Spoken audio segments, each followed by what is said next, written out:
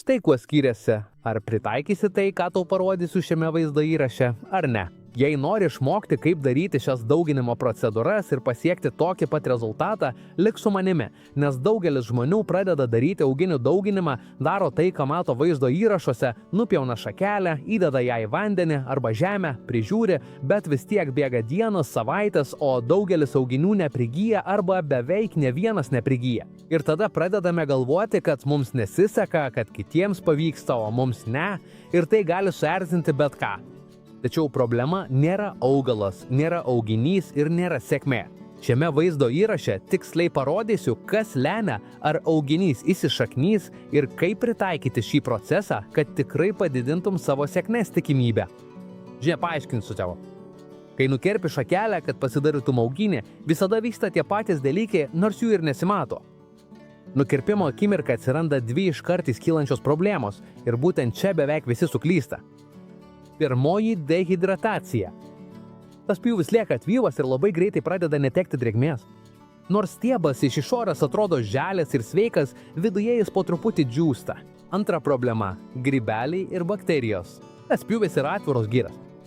Jei pateks mikroorganizmo, stiebas pradės tamsėti, minkštėti ir galiausiai supus nuo pačios.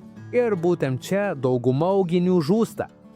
Ne todėl, kad jie negalėtų išleisti šaknų, o todėl, kad nesugeba įveikti šių dviejų pirmųjų kliūčių – išlaikyti tinkamą drėgmę ir neleisti pjūviui užsikrėsti. Tik tada, kai augalas įveikia šias kliūtis, jas nustoja gintis ir gali pradėti daryti tai, ką moka geriausiai – formuoti naujas šaknis. Todėl esmė nėra priversti šaknis augti, o gerai apsaugoti pjūvį pirmosiomis dienomis. Ir įdomiausia, kad tai galima padaryti labai paprastomis namuose esančiomis priemonėmis, ar ne? Išmanu. Prieš ką nors maišydami pažiūrėkime, ko mums reikės. Mums reikės alavijo lapelio, iš kurio išgausime 2 šaukštus minkštimo, 1 arbatinio šaukštelio medaus, pusės arbatinio šaukštelio maltos cinamono, 1 šakelės šviežio arba džiovinto rozmarino ir 1 aspirino tabletės. Bet atkreipkite dėmesį, nes aspiriną naudosime labai mažai, 5 tabletės arba net mažiau. Ir štai čia slypi esmė. Esmė slypi ne sąraše, o tame, ką kiekvienas ingredientas daro, kai jie susijungia. Alavijas yra visko pagrindas. Pirmiausia, jis drėkina pjūvį ir neleidžia jam per greitai išdžiūti. Be to, alavijas suteikia vitaminų ir natūralių fitohormonų, kurie padeda augalui atsigauti po pjūvio streso. Tai tarsi užtepti raminamąjį kremą būtent ten, kur labiausiai reikia. Medus mums taip pat labai praverčia. Jis sukuria švelnų barjerą aplink žaizdą.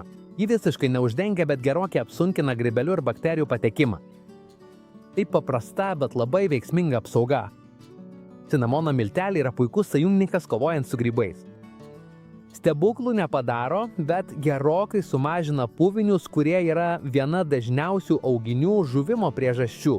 Rozmarinas suteikia natūralių junginių, kurie padeda išlaikyti pjūvio aplinką švaresnę ir sumažinti problemas tomis pirmosiomis itin jautriomis dienomis. O aspirinas čia svarbu gerai suprasti, kam jis skirta. Ji nenaudojama šaknims formuoti. Aspirinas turi salicilo rūgšties, kuri padeda augalui geriau susidoroti su pjūviu sukeliamu stresu ir aktyvinti jo gynybos mechanizmus.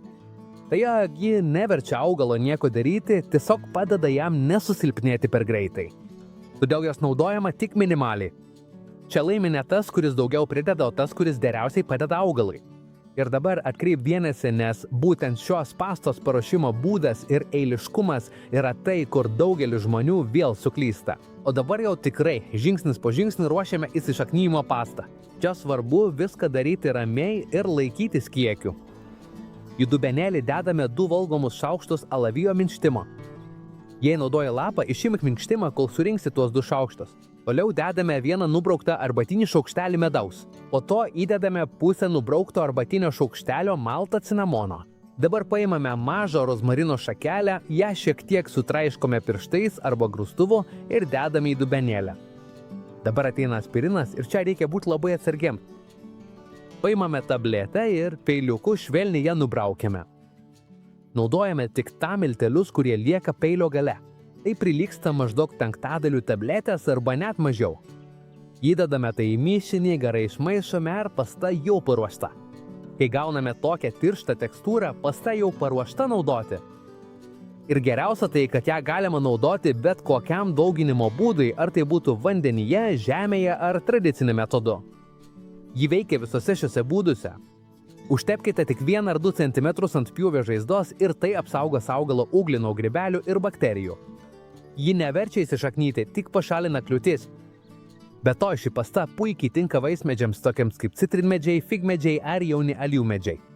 O geriausi laikai tai daryti yra vasaros pabaigoje arba pavasario pradžioje, kai augalas yra aktyvus, bet nejaučia streso ir svarbi detalė, jei gali, daryk tai per delčią. Tai padeda augalo energijai susitelkti į šaknis ir labai pagerina sėkmės tikimybę. O baigai, nuoširdžiai dėkoju, kad žiūrėjote Vaivlų įrašą ir palaikote kanalą. Jei turite kokių nors klausimų, palikite jos komentaruose, taip visi galėsime vieni kitiems padėti. Susitiksime kitame vaizdo įraše.